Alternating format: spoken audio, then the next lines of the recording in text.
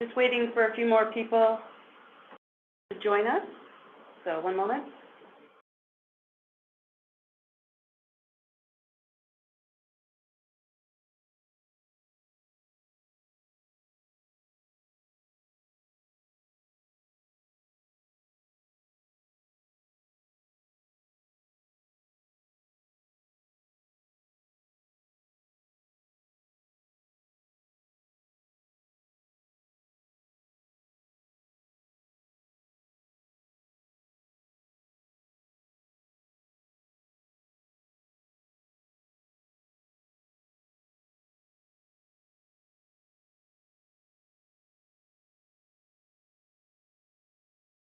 I'm going to give it another minute, 1 moment.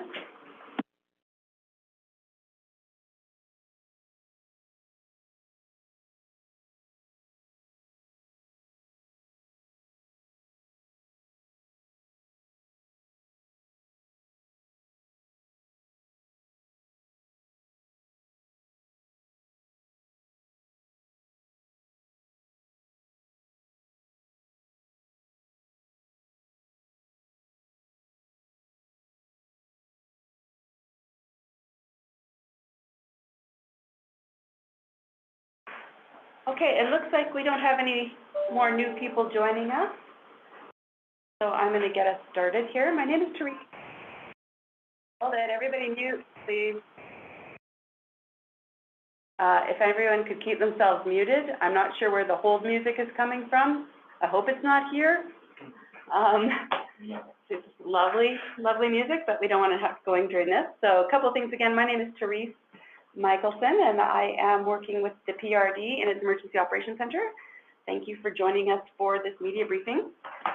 We do have a couple different organizations represented here who will be sharing some updates with you. The way we've been working this is that each person, each organization speaks, gives you an update. You have an opportunity then to ask them questions related to their organization, and then we'll move on to the next group for their update and so on. So it is a little bit of a smaller group here today than we had yesterday because of some good news this morning where a couple of changes happened in some parts of the region. So what I'd like to do is first let you know, oh yes, Grady, you can allow recording, and I will also start recording. Thank you. Recording in progress. So what we're going to be doing is we're going to do the usual routine, but I would like to introduce our various spokespeople first. So first I have Hannah Swift with BC Wildfire Service. And we have Mike Watkins with the Peace River Regional District. And we have Ryan Harvey with Fort St. John, City of Fort St. John. So as we have done in the past, we will start with Hannah first. The way we'd like to do this, if possible, could you use the raise hand function on the Zoom? It just makes it a lot easier in the sense that you will then pop up to the top of my screen. There's a better chance that I can see you. If for a reason you've got a question, your raised hand isn't working, and I haven't asked you yet to speak, if you could just turn on your camera, and you can always wave your hand around at me, or you can also put something into the chat, and I will do my best to monitor that so we keep up. So ideally, try to ask questions that relate to that person's organization and how their role within the response, and then we'll move to the next person speaking after that. So just to keep things moving, Hannah, if you'd like to go ahead with your briefing, that would be fabulous. Absolutely. Good afternoon, everyone. My name is Hannah Swift, and I'm a Fire Information Officer with the BC Wildfire Service. I'm currently working with the Incident Management Team assigned to the Northeast Complex, and I'm joining you today from Fort St. John. Thank you to the Peace River Regional District for hosting this opportunity once again. So today I'll be providing an update on 4 wildfire incidents that are burning within the vicinity of Fort St. John. So that includes the Stoddart Creek wildfire, the Red Creek wildfire, the Cameron River wildfire, and the Boundary Lake wildfire. So I'll just start with a little bit of information about the resources that we have on site right now. So currently we have just shy of 500 personnel responding to this incident based out of Fort St. John. So as you can see from that number, we are continuing to ramp up resources. We are continuing to see additional crews and structure protection personnel arrive on the daily. So out of those 500 personnel, we have just over 300 firefighters, as well as over 130 structure protection personnel. We also have 20 pieces of heavy equipment working for us. That includes many local operators. In addition, we still have the 20 helicopters that are continuing to support our ground crews in the effort to suppress these wildfires. And we do continue to share these resources between the 4 incidents as required based on values at risk and current and forecast conditions. So just a little bit of an update on the weather. We are seeing more typical winds for this region today on site. So we are seeing winds out of the southeast and the southwest. And so those winds are much lighter, so a calmer day on site again. We're just seeing winds in the range of 10 to 20 kilometers per hour, so nothing substantial. We are still seeing dry conditions out there, although we do have a little bit of reprieve in the weather. Similar to yesterday, lower temperatures in the low 20s to mid 20s. However, we are expecting to see the abnormally high temperatures return to this area as early as tomorrow. So it does remain very dry and exceptionally hot in this region, especially given the time of year. So going into the Stoddart Creek wildfire, which is of course the wildfire that was impacting the largest number of residents in the area. That one is currently estimated to be approximately 21,455 hectares at this time. We did have a slightly larger estimate earlier yesterday. The fire did not shrink. Fires don't shrink. That's just a result of getting a better approximation of where the fire perimeter is. When we first flew over the fire and captured the perimeter yesterday, there was still a lot of residual heat from the smoke in the area, and so we had estimated it a little bit larger, but currently, like I said, 21,455 hectares. We do currently have firefighters working around the clock on this one, so that includes 48 wildland firefighters on night shift, as well as 20 structure protection personnel, and then during the day, we have 70 firefighters on the ground working on the Stoddart Creek wildfire. Fire growth over the past 24 hours has been observed predominantly laterally. It's just kind of growing and chewing away at fuels in all directions, and then predominantly to the south and the southwest. And the visibility continues to be low. There's a lot of smoke in the area, but we do have aircraft in the air responding to support those crews on the ground.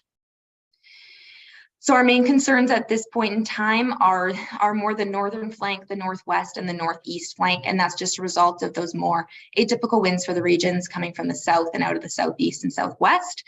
So it is that northern flank that could give us some challenges over the coming days. So really where we're placing our crews is on safe, workable ground, mostly on the southwest and the southeast flanks of the fire, where we're able to push in control lines and safely have our crews access the fire and work the edges in those areas. The northwest perimeter of the fire is a concern just because of the winds that we're seeing. These fuels are very wind driven, but also because there is a lot of spruce just adjacent to that area of the fire. So should it grow into those spruce stands, that fuel type is very susceptible to fires, and so that can be a concern. And it's also very challenging for our crews to work in that type and that fuel type. Not only challenging, but also unsafe. So that is a concern at this time. Yesterday, we did conduct a pretty critical planned ignition, and that removed 80 hectares of unburned fuels that were just adjacent to the 97 corridor. So it's just off the Beaton Airport Road.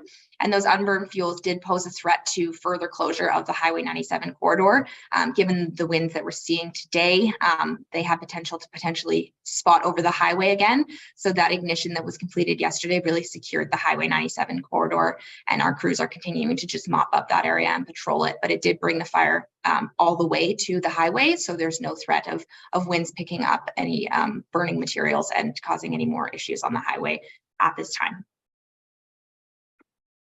So we do have crews continuing to mop up and patrol on the east flank as well. Following the wind event on Monday, the east flank actually held quite well. There wasn't very much growth to the east at all. So we do still have crews along that flank mopping up and patrolling for any hotspots that could cause issues in the future. And I'll just move on to the Red Creek wildfire. As I mentioned yesterday, there was no growth over the last 48 hours, and now today there's still been no growth. So we have seen no growth over the past 72 hours, so that's really positive.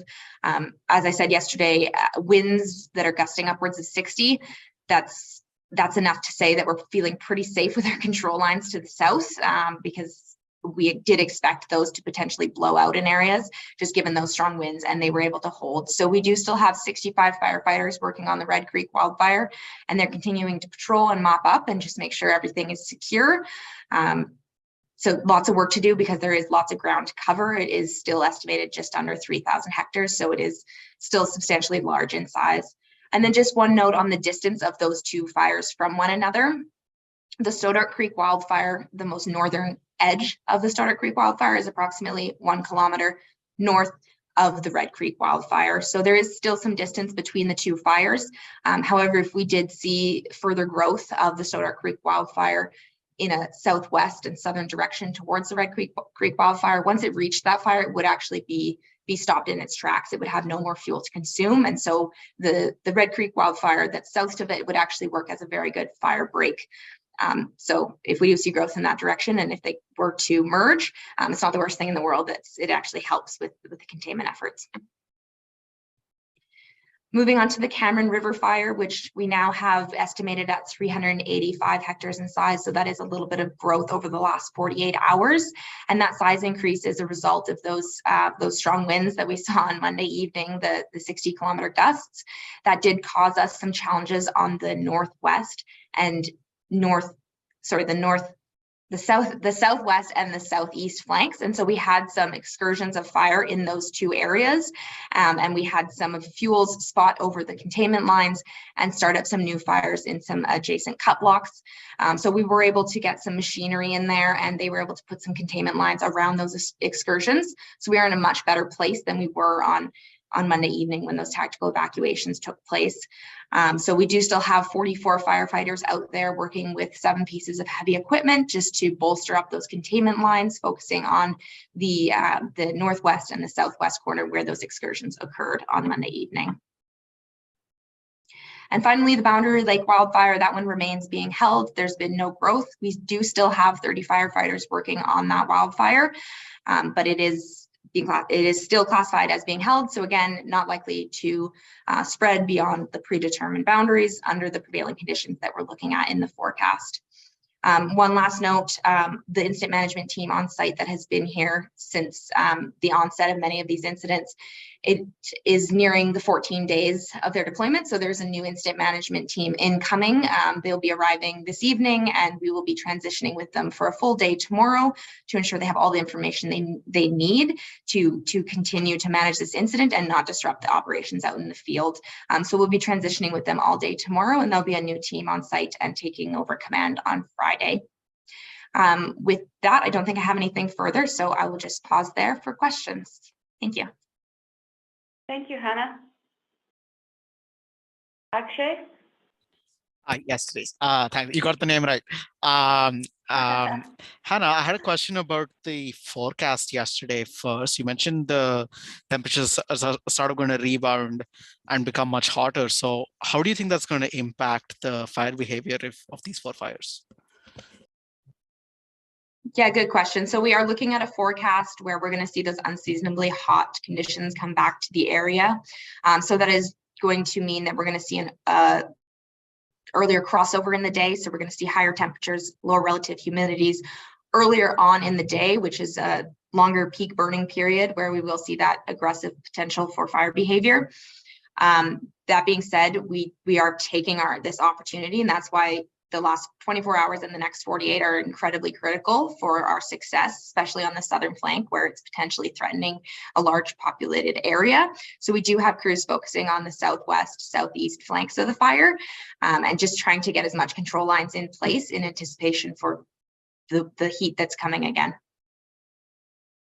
Right on. And I have one more question, which I don't know if you can speak to this specifically, but I know they're implementing campfire bans and fire bans sort of throughout the province tomorrow. Can you just speak more to that and what we can sort of expect with that?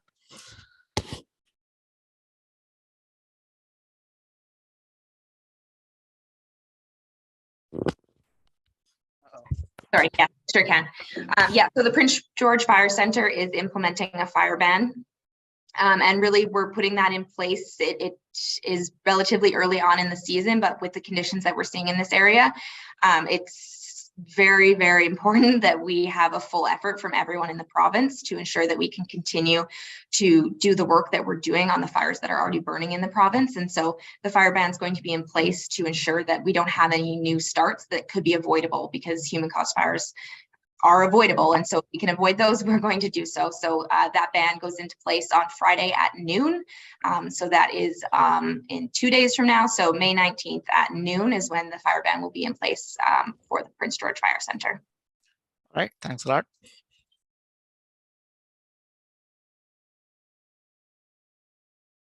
Spencer, if you'd like to go ahead. Oh, thank you. I just had a quick question, obviously, for Hannah. One thing I'm curious about is the Red Creek fire is still classified as out of control. I'm curious what, are you expecting it to remain out of control for much longer? I know that you've been, for the last 2 days, you kind of mentioned that there has been, positive movement on that fire. I'm just wondering what it would take for that to then be moved to being classified as being held. Yeah, that's a good question. So essentially it is just a large amount of ground to cover. And so we do need to patrol all areas of the fire before we can have that assurance that we can change it to a being held status.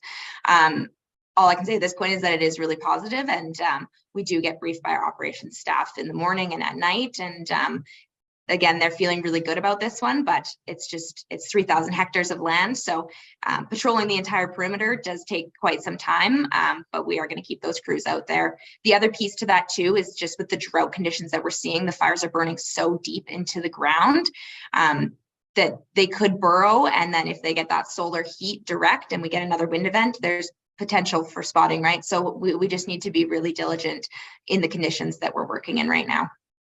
Absolutely. And then just to follow up, I don't know if you can speak to this, but has there been any word on the amount of structures that have been damaged at this time due to either, any of the fires in the North Peace complex? So at this point in time for the Stoddart Creek wildfire, I have had no reports of any damages to structures. And I don't know if you have anything to add there at the EOC. Okay, thank you. There hasn't been any opportunity to do damage assessments in the region as yet, and we've heard no reports so far, which is a positive development. Great, thanks. Does anyone else have any questions for Hannah? Okay then, thank you so much, Hannah. I know how busy you are, so I appreciate you taking time to give everybody updates here. We're going to move it along to our EOC director here at the PRRD, Mike Watkins. Mike? Good afternoon, everybody. You probably all are aware that today at 1100 hours, the Peace River Regional District reduced the boundaries of our evacuation order and evacuation alerts relating to the Red Creek and Stoddart Creek wildfire areas. The positive development in that is that we reduced those areas fairly significantly. We eliminated a very large percentage of the regional district from an alert zone. And we now have 649 civic addresses or properties, if you will, that remain on alert. Those 649 addresses were once on order, so those individuals living in those properties are now free to return home. We still do have a sizable chunk of the North Peace on evacuation order. There's 1,362 civic addresses or properties that remain on evacuation order, including a large number of farms. I'm also happy to report that the remaining evacuation alert for the Goodloe or Boundary Lake fire has been canceled, and Hydro reports that power has been restored to the dwellings in the area. There still is a fair amount of reconstruction of other power-related assets running all the way to the Alberta border that is happening in the area, so we do advise that people return home with caution and be aware of the surroundings around them. I also want to say thank you to the communities of Fort St. John, Dawson Creek, Chetwynd, and even Prince George, whose incredible efforts of their emergency social services teams have been helping hundreds and hundreds of Peace River Regional District residents over the past number of days throughout multiple wildfire events in what really is an unprecedented May season in this region. And let's pretty much all I have. I'm here for questions about specific questions about the alerts or orders, and I'm assuming if Ryan hasn't dropped off due to internet problems, that he might want to speak to some of the ESS issues. But I can also answer questions there if Ryan's unable to. So, thank you very much, Mike, and I apologize, we're having a few technical things, so you weren't looking at me the whole time that Mike was giving his great briefing, so I'm sorry about that. Grady, do you have a question? Yeah, for sure. Thank you for your time again. I just have a question for Mike. With the evacuation alerts, the evacuation alert for Fort St. John being rescinded, how does that affect the Dawson Creek Evacuation Center at Mercer Hall? Would that still be in effect, or is the Fort St. John Evacuation Center going to take the lead on that? So I'll speak to that, and if Ryan wants to add anything else, he's certainly more than welcome to. So as you can appreciate, with literally hundreds and hundreds and hundreds of residents, households, basically families, evacuated all over the Peace and into the Prince George region, we simply can't have people deciding on their own to pick up and move to somewhere else. There's very limited hotel capacity in many of the cities right now. So we put up, in conjunction with all of our ESS partner communities around the region and in Prince George, we put out one very consistent message. If your property has moved from order to alert, you can return home and your emergency support services will end at 11 a.m. on Thursday, May 18th. If your property remains on order and you are currently receiving emergency support services, we're asking that you remain in the community you have registered in. For example, if you already have a hotel room here in Dawson Creek, you must remain here. Do not check out of your hotel. Do not travel to Fort St. John in the expectation that you'll receive lodging somewhere else. You'll probably be disappointed, and then you might find yourself being disappointed when you come back here. So stay where you are, at least for this interim period while things settle, and hopefully more work on the fire happens and more people can go home. If you are on order and you have not evacuated yet, then we're asking that you register, and I'll explain what I mean by that in a second. Register at the Emergency Support Services Reception Center at the Northeast Arena in Fort St. John. Registering is the process of us gathering some information from you so that we know that people have evacuated from a region, but it is not the process of giving you what we call a referral for lodging and other supports. By having people come, if you've just come out of the order region, and there are still people still self-evacuating from that region, they've taken their time for whatever reason, and we do encourage it, and particularly if you have minors in your family and you haven't already evacuated, you really must. We want you to come to the reception center at Northeast Arena so that we can register you and then find you an appropriate location to give you some lodging support. And that probably will not be in Fort St. John. Obviously, we'll do the best we can, but we're asking the community to work with us, and we're hoping that media will help us get this message out.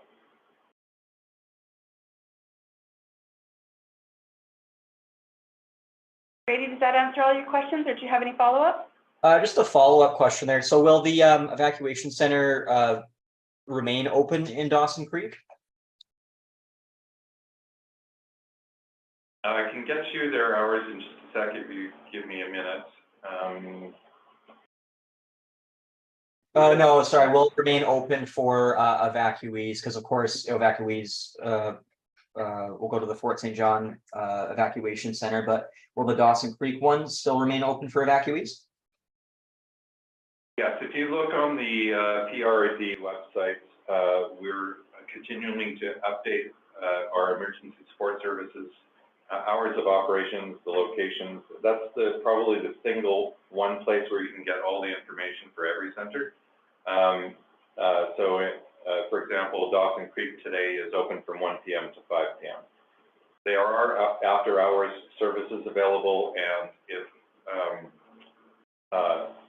The Fort St. John information is also there with the phone number 250-794-3310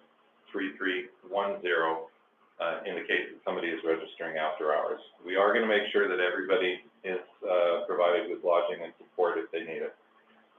Bear in mind that most people have already registered, they already have hotel rooms, they're comfortable where they are. We're simply asking them, if they're still on order, that they remain while they are and do not just pack up on their own and decide to move to a different center. That simply is not going to work with as many people evacuated across the region. Thank you. That's all. Thanks, Grady. Does anyone have any other questions for Mike? Okay.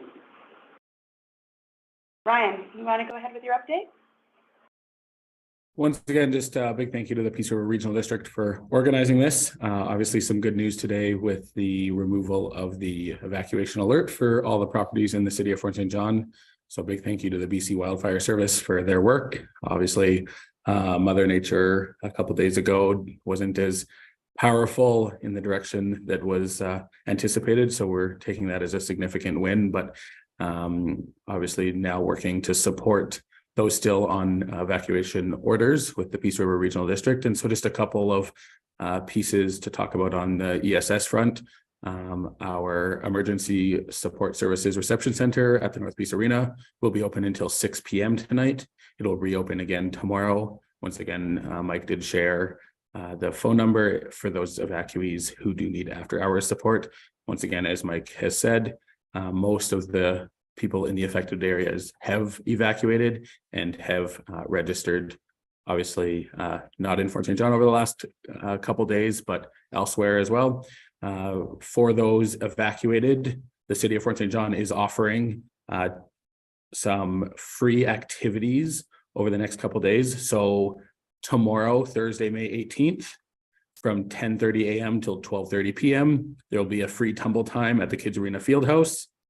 So that's bouncy castles and toys on the soccer pitch, appropriate for preschool and elementary ages.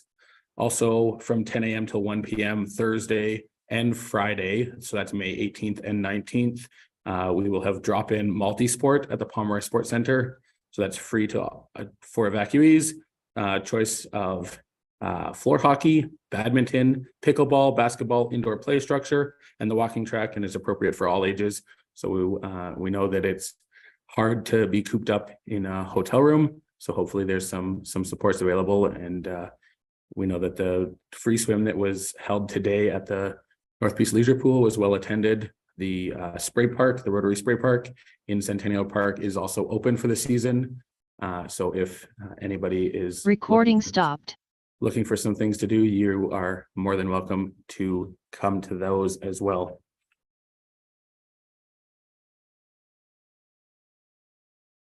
Thank you, Ryan. Are there any questions for Ryan at Fort St. John?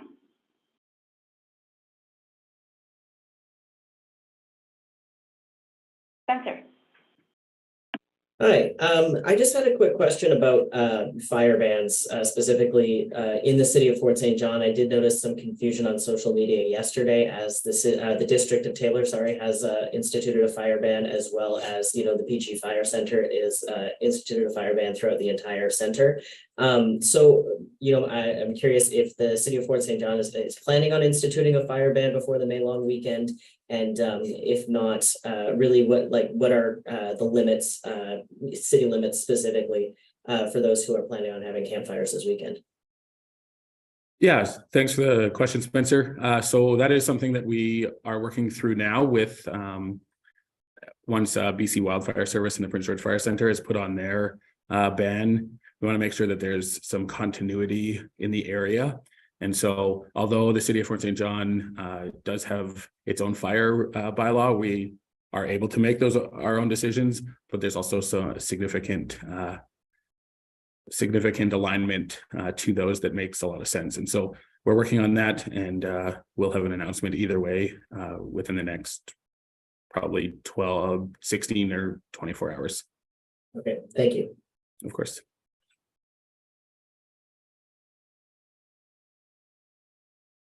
Does anyone else have any questions for Ryan? I did want to point out a couple of things in the chat that you may not have seen. One is that the BC Wildfire Service has posted some B-roll video again for you today if you want to be able to grab that link. And our EOC director here, Mike, has posted some information about where to find emergency social services, including the update today, which has a graphic there that you can use as well. And also, Prince George Fire Center has some bans in place, and the link is there as well. So there's a bit of additional information in the chat that you can grab. All right, the other thing I want to do is that we're being very fortunate because our representative from Ministry of Transportation has been able to join us. So, Ramya, I have not given your update yet. I don't know if you're still available, but if you could give it, that would be great. If not, I can share it.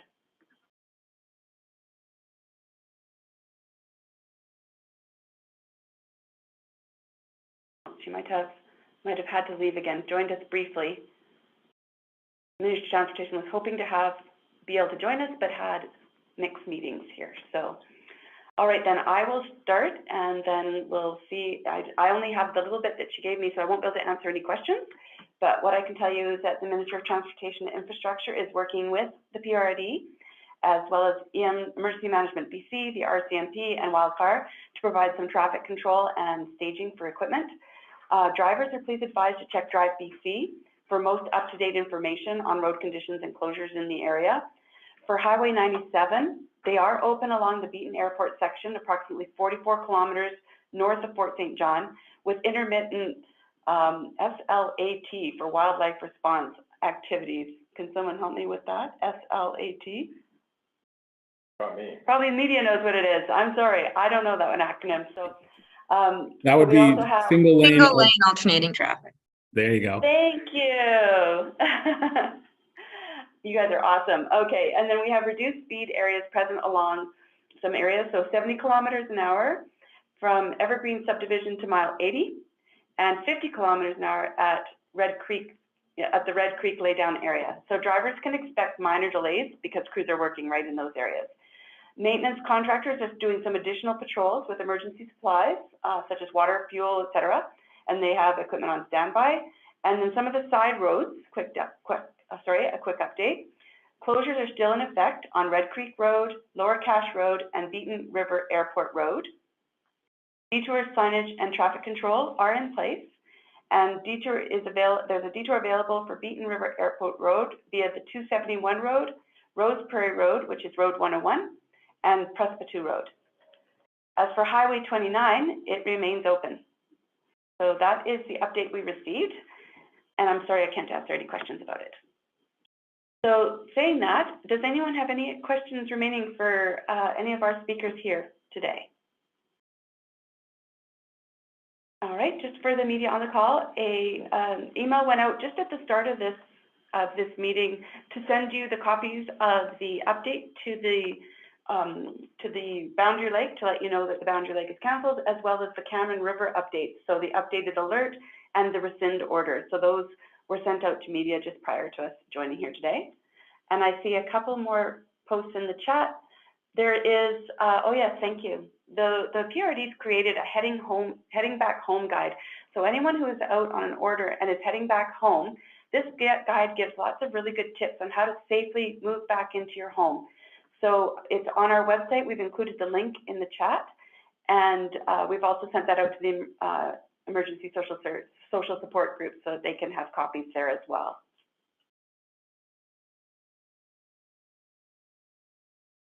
To see if there's anything else in the chat. Are there any other questions? All right, I'm not seeing any, so we will